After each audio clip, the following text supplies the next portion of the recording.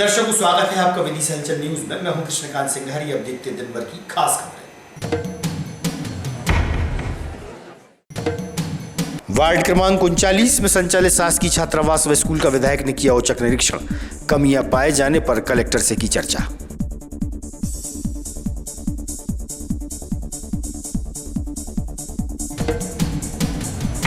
कृषि एवं ग्रामीण मजदूर संघ के बैनर तले सोसाइटियों में मनमर्जी से हुई नियुक्तियों को लेकर प्रशासन को सौंपा ज्ञापन।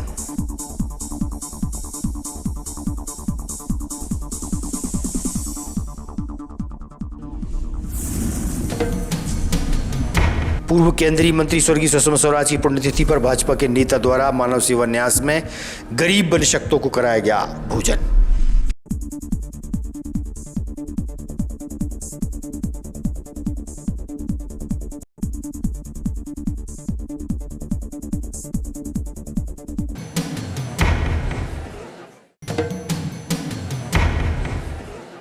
अब खबर विस्तार से। ऐतिहासिक विजय मंदिर को नाग पंचमी के अवसर पर ताला खुलवाने पूजा पाठ हेतु नगर के कुछ धार्मिक युवाओं द्वारा जिला प्रशासन को ज्ञापन सौंपा गया था।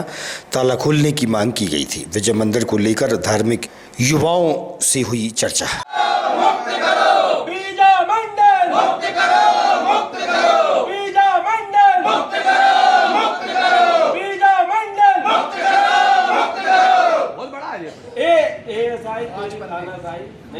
जो एएसआई ने बोला था ना उस दिन,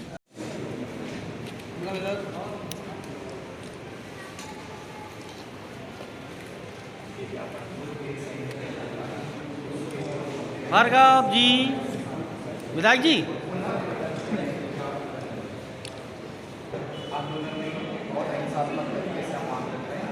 9 अगस्त 2024 नाग पंचमी पर आप बीजा मंडल का ताला खोलकर आपके द्वारा चिन्हित 5-6 लोगों को पुलिस के साथ अंदर ले जाकर पूजा करवा दीजिए। इसमें आप चाहें तो ऐसा नहीं चलेगी, नहीं चलेगी। एएसआई तेरी तानाशाही नहीं चलेगी, नहीं चलेगी। एएसआई तेरी तानाशाही नहीं चलेगी, नहीं चलेगी। एएसआई तेरी तानाशाही। हम सारे विदिशा के युवा और हिंदू श्रद्धालु हैं जो आहत हैं, नाराज हैं, क्योंकि बीजा मंडल मॉस्क लिखा गया है एएसआई द्वारा। ये हमारा 1600 वर्ष पुराना चालुक्यकालीन सूर्य मंदिर है। परमार काल में चर्चिका देवी की भी वहाँ स्थापना हुई है।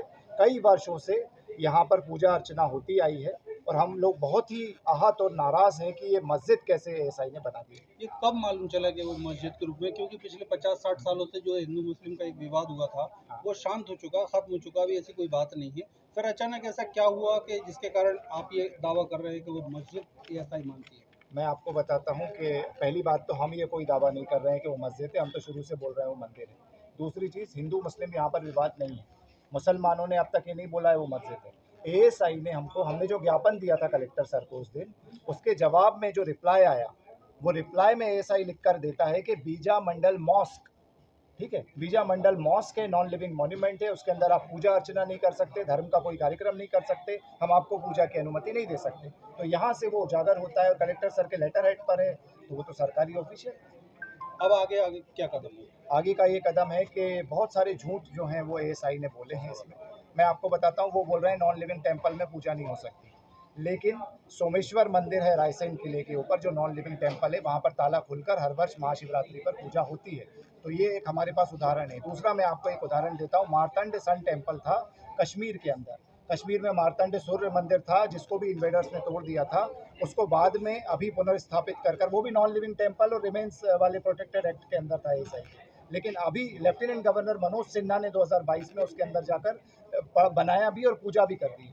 आपका शुभ नाम क्या है? मेरा नाम शुभम वर्मा है। शुभम वर्मा जी। 9 तारीख को वहाँ पूजा अर्चना जो नाग पंचमी के दिन की जाती है, उसको लेके अब क्या स्थिति बन रही है? मैं आपको एक चीज़ बताता हूँ, एएसआई ने एक और झूठ बोला है कि आप कोई नई परिपाटी यहाँ पर शुरू नहीं कर सकते ताला खोलकर पूजा करने की। लेकिन हमारे पूर्वज यहाँ पर कई वर्षों से नहीं, 1600, मैंने बताया आपको 1600 साल पुराना मंदिर है, तब से पूजा होती आ रही थी। इन्वेडर्स ने तोड़ा, उसके बाद फिर बनाया, फिर पूजा हुई, ये सब चलता रहा। ठीक है। बीजा मंडल को लेकर ज्ञापन देने आए हैं, 8 दिन में उनका दूसरा ज्ञापन है। क्या ज्ञापन है और क्या आपने अभी आगे कार्रवाई के लिए? ये ज्ञापन प्राप्त हुआ है जिसमें बीजा मंडल मंदिर में पूजा अर्चना की अनुमति के संबंध में है। ज्ञापन की विषय वस्तु से ये परिलक्षित हो रहा है कि जो आर्कियोलॉजिकल सर्वे है उसके माध्यम से कोई पत्र शायद दिया गया है जो इसमें लिखा है। इस विषय में अभी पूर्ण जानकारी नहीं है और ज्ञापन अभी प्राप्त किया गया है जिसमें अग्रिम कार्रवाई की जाएगी। कलेक्टर बुद्धेश कुमार वैद्य द्वारा गुलाबगंज पहुंचकर राजस्व विभाग की कार्यप्रणाली का अवलोकन किया गया। कलेक्टर से इस विषय पर हुई चर्चा।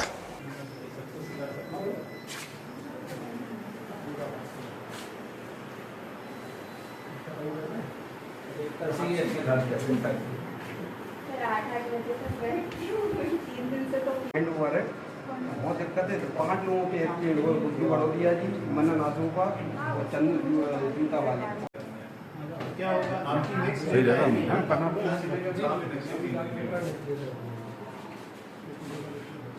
दूसरा एक और है कि हमने जैसे नामांतरण में आंशिक पाठ बेचता है, हमने नए से लिख कर उसमें खतरे में चढ़वा देते हैं। आज दौरे पर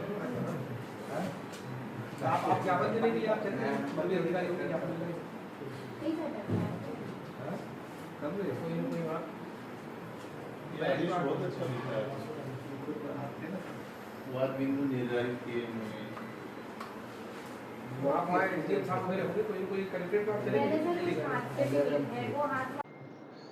विदिशा जिले में राजस्व महाअभियान चरण 2 संचालित हो रहा है और इसी के अनुक्रम में आज मैं अपनी ज़िले की टीम के साथ में गुलाबगंज तहसील में हूँ। आज हमने तहसील का निरीक्षण किया है। यहाँ पर जो उपस्थित आवेदक थे उनसे भी बातचीत की है और राजस्व प्रकरणों का निराकरण, सीमांकन, बंटवारा, नामांतरण, ये सारे प्रकरणों का निराकरण यथासमय हो, लोगों को ज़्यादा से ज़्यादा सुविधाएं मिले, इसी दृष्टिकोण से अभियान चलाया जा रहा है। रेलवे स्टेशन का वाहन स्टैंड, जहां रेलवे यात्रियों के 2 पहिया व 4 पहिया वाहन रखे जाते हैं, खड़े होते हैं, वाहन स्टैंड अब नए ठेकेदार को मिल गया है। स्टैंड को लेकर ठेकेदारों में विवाद की स्थिति भी बनती थी। और दादा की जाओ बेसिक कौन खींचता है, हम खींचते हैं ना, काय के लिए, वो तो कोई न्यूज में हो तब ना। नहीं, अपन कौन है? पार्किंग है मेरी, है ना, नया हुआ है अभी नया है।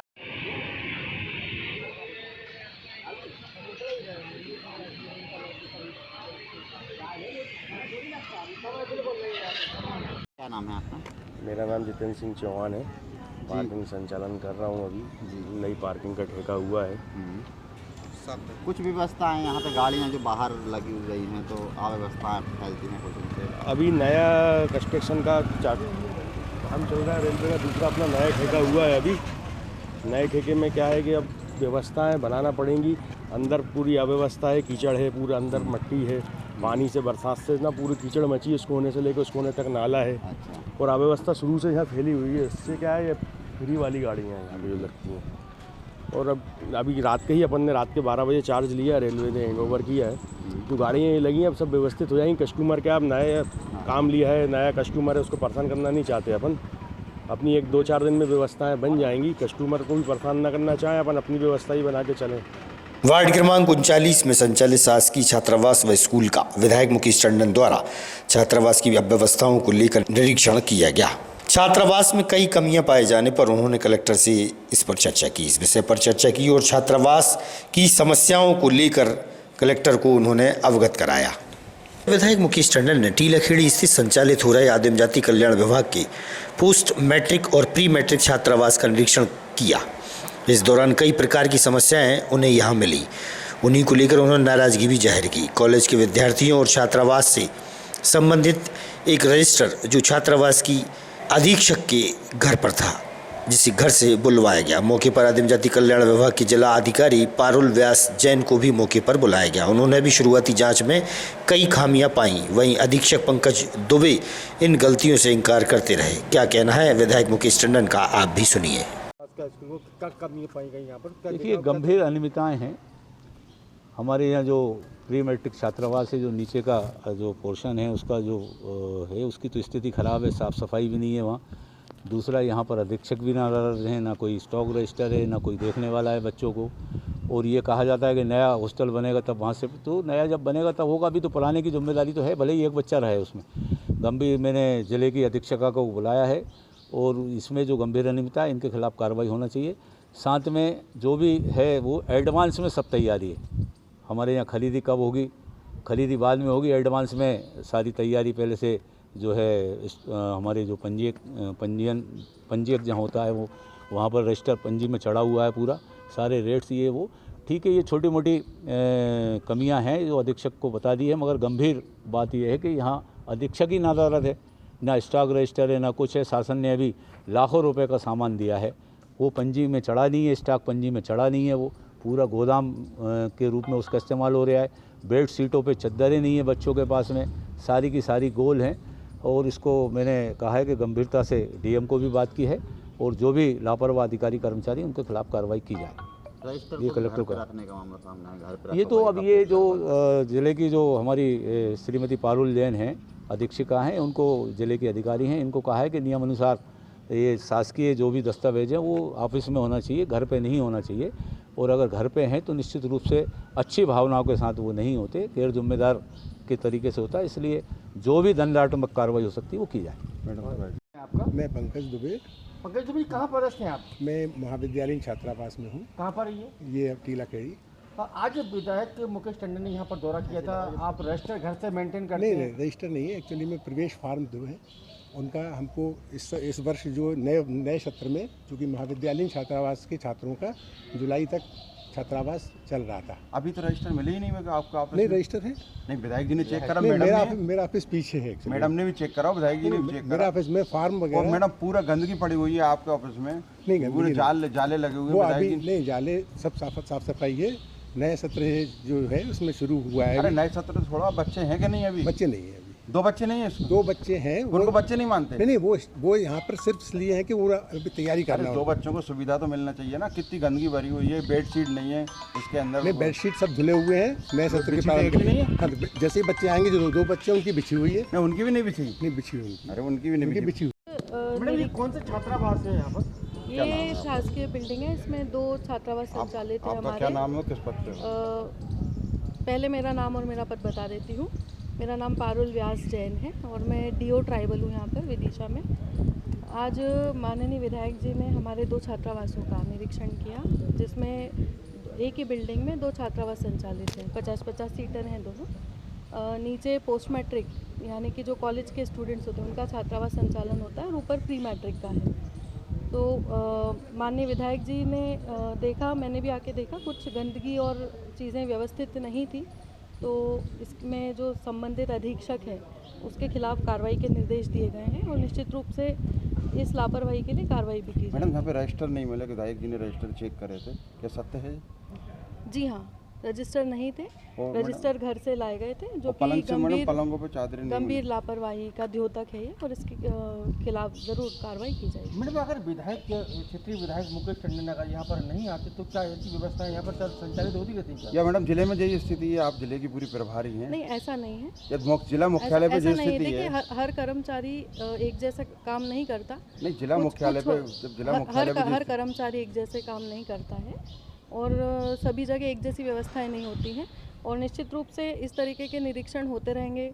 हमारे कलेक्टर सर ने अभी इसी कारण ज़िले में जितने भी सिर्फ SC/ST के नहीं, OBC के, विमुक्त जाति के और स्कूल शिक्षा के जितने भी छात्रावास संचालित हैं सभी के लिए एक गजेटेड ऑफिसर को नोडल अधिकारी नियुक्त किया है। नोडल अधिकारियों ने जो भी संबंधित है इनके छात्रावासों के भी निरीक्षण किए होंगे, उनकी रिपोर्ट मुझे अभी तक अप्राप्त है। मैडम जिला मुख्यालय पे जो स्थिति है कि जब अव्यवस्थाएं जिला मुख्यालय पे हैं तो जिले में क्या स्थिति होगी? एक छात्रावास से पूरे जिले की नहीं मैडम, आप जब मेरा कहना है, माननीय विधायक जी ने भी कहा है कि वो निश्चित रूप से अब सभी छात्रावासों में भ्रमण करेंगे, नहीं सिर्फ जिले में, जो तहसीलों में और अन्य ब्लॉकों में है वहाँ भी उनका रहेगा भ्रमण, तो स्थिति आएगी सामने। विदिशा से पूर्व सांसद व विदेश मंत्री रहीं स्वर्गीय सुषमा स्वराज की 5वीं पुण्यतिथि के अवसर पर भाजपा के युवा नेता दीपक तिवारी द्वारा मानव सेवा न्यास में गरीब व निःशक्तों को भोजन प्रसादी कराई गई। भाजपा के नेता व कार्यकर्ता मौजूद रहे। मैं दीपक तिवारी, पूर्व युवा मोर्चा जिला अध्यक्ष, आज हमारी पूर्व सांसद, पूर्व विदेश मंत्री, पूर्व नेता प्रतिपक्ष, हम जैसी हजारों कार्यकर्ताओं की मार्गदर्शक सुषमा स्वराज जी की 5वीं पुण्यतिथि हम लोग सब यहाँ मानव सेवा न्यास में निराश्रित तो गरीबों को भोजन कर कर मना रहे हैं। आज पूरा विदिशा संसदीय क्षेत्र उनको याद कर रहा है, उनके द्वारा किए गए कार्य कार्यकर्ताओं का छोटे छोटे काम का ध्यान रखना, उनके द्वारा बताए गए निर्देश, आज हमें सब चीज़ें याद आ रही है। मुझ जैसे छोटे कार्यकर्ताओं को हमेशा गले लगा कर रखा, हमेशा अपने साथ रखा। आज हम उनकी 5वीं पुण्यतिथि पर याद कर उनको श्रद्धा समर्पित करने के लिए यहाँ से इकट्ठे हुए। मध्य प्रदेश सरकार के निर्देशानुसार अब हर व्यक्ति को जिसके पास जमीन, मकान, प्लॉट है, उन्हें ई-KYC कराना अनिवार्य हो गया है। ई-KYC को लेकर तहसीलदार अमित ठाकुर ने दी जानकारी। KYC अनिवार्य है, तो क्या पूरी जानकारी देना चाहते हैं अपने उपभोक्ताओं का मामला? एक्चुअली ई-KYC जो अभियान है, ये भारत सरकार की एक महत्वाकांक्षी परियोजना है। इसका उद्देश्य हितग्राहियों को त्वरित लाभ उपलब्ध करवाना एवं जो हितग्राहियों में डुप्लीकेसी है उसे खत्म करना। इस हेतु सरकार ने राजस्व महाअभियान के अंतर्गत खसरा, समग्र, आधार लिंकिंग के लिए ई-KYC अभियान चलाया है। सर, इसमें कौन कौन को शामिल किया जाएगा, कौन कौन को अनिवार्य है KYC करवाना? इसमें जितने भी भूधारक हैं, भूखंड धारक हैं, चाहे उनके पास प्लॉट हो या कृषि भूमि हो, उनकी ई-KYC की जाएगी।